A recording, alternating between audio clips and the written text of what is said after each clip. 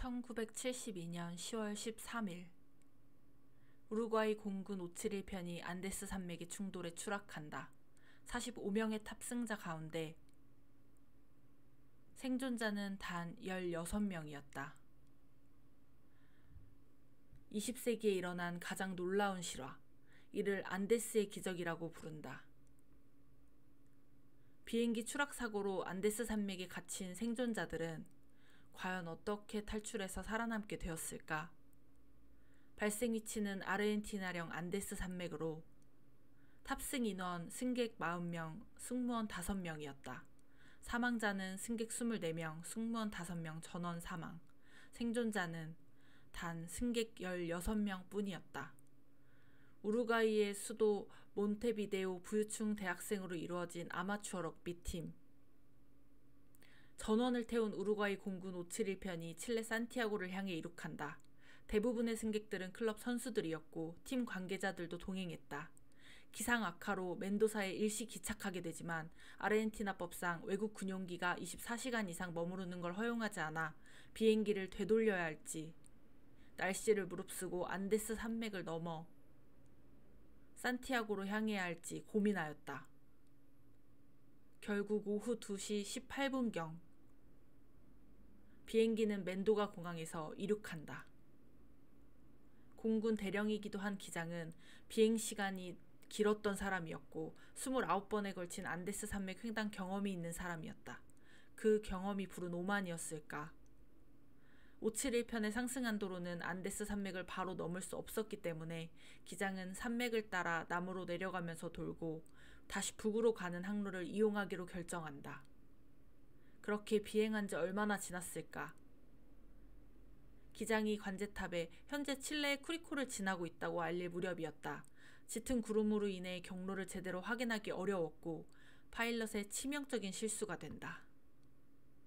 왜냐하면 기체는 강한 역풍으로 인해 실제 속도가 줄어들어 기장이 산맥을 다 지났다고 생각한 시점에 정확히 산맥의 한가운데 있었기 때문이다.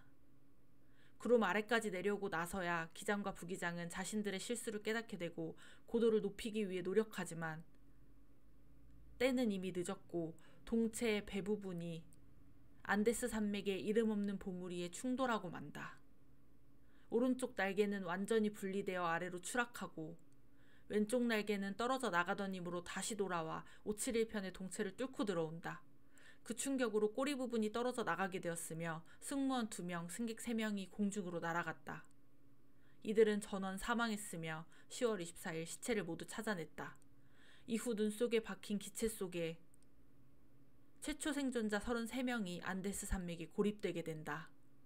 관제탑과 비행기의 교신이 끊어지고 칠레, 아르헨티나, 우루과이에서 안데스 산맥에 걸쳐 수색 활동을 진행하지만 하필 기체 리버리가 흰색인 탓에 눈 덮인 산맥에서의 수색은 난항을 겪게 된다.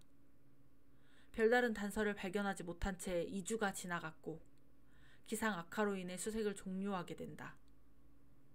이때 남반구의 특성상 10월은 봄이 오는 계절이었지만 고산지대의 특성상 기온은 여전히 혹독하였고 생존자가 있을 가능성은 전무하다는 판단에서였다. 충돌 직후 주장을 중심으로 부상자들을 위한 구조팀을 결성한다. 치명적인 부상으로 인하여 충돌 다음 날 5명이 사망했고 8일이 지나 1명이 추가로 사망하게 된다. 사망자들을 기내 밖 눈 속에 묻어주었고 남은 27명의 생존자들은 식물 하나 없는 눈 덮인 고산지대에서 빈 와인병에 눈을 녹여 물을 마시고 기내에 남아있던 식량을 끌어모아 나눠 먹으면서 버텼다.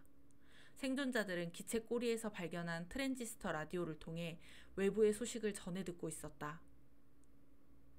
추락 15일째 72년 10월 27일 식량이 다 떨어진 생존자들은 생존을 위하여 눈 속에 묻힌 시체의 고기를 잘라내 먹기 시작한다.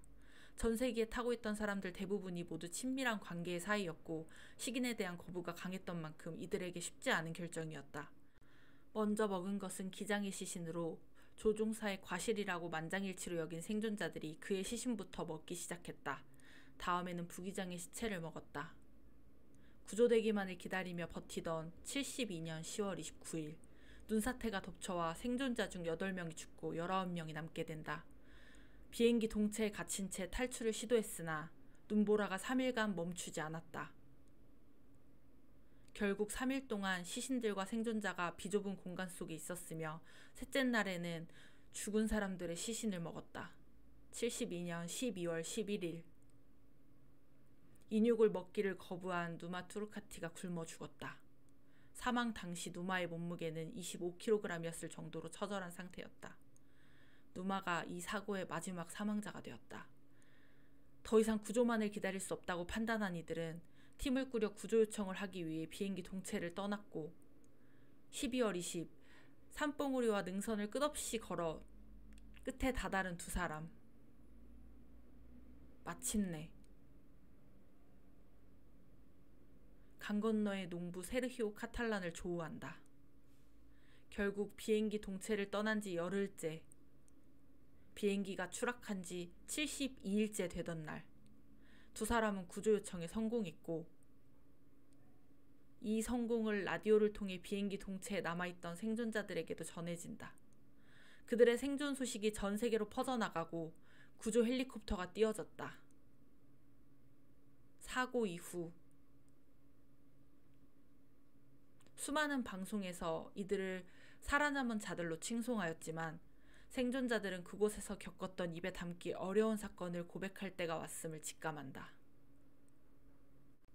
생존자들은 기자회견을 열어 숨김없이 그간의 일을 털어놓았다. 어느 신문사에서 추락 현장에서 발견된 사람의 다리를 사진으로 실게 되었고 생존자들은 식인을 했다는 비난을 받게 되지만 이에 대해 한 대주교가 이렇게 말한다. 나는 도덕적으로 전혀 문제가 없다고 생각합니다. 생존이 걸려있는 문제였고 혐오를 품는다 해도 그들은 분명 무엇이든 먹어야 하는 특수 상황이었기 때문입니다. 이러한 기적적인 생화는 책으로도 출판되었으며 영화화되기도 하였다.